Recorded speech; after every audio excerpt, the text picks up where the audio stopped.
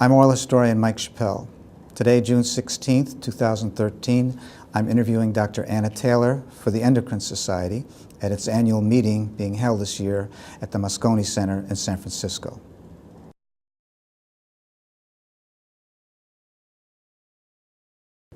Well, a turning point in my career occurred in 1979 when I joined the Veterans Administration as one of its first group of alcohol research awardees. This was a program that had been initiated by Dr. Marcus Rothschild, an endocrinologist and a fellow interviewee of the Samhain Medical History Library.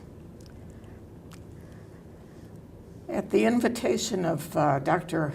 Arthur Uweiler, he was a VA and UCLA neurobiochemist, I set up my laboratory at the VA in his space in the psychiatry division at West Los Angeles VA.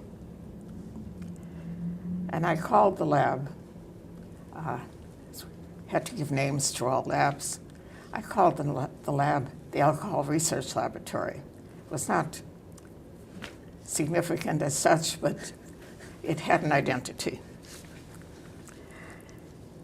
And at the same time, so I had two labs. I had the lab at the VA where we did our experimental work, and at UCLA I continued to do steroid and hormone analyses with two very wonderful and able chemically trained research associates. One was Marilyn Branch. She came with me from Houston and stayed with me until 1991 when she moved to Denver.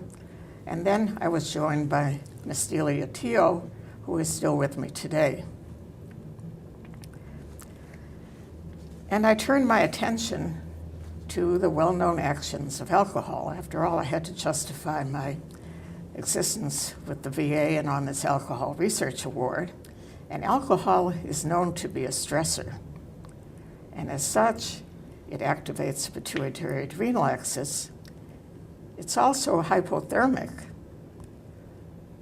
And we use those two endpoints as they were very important to us in being able to continue our work on both adult alcohol exposure, both acutely and chronically, on fetal alcohol exposure, and more recently, in traumatic brain injury.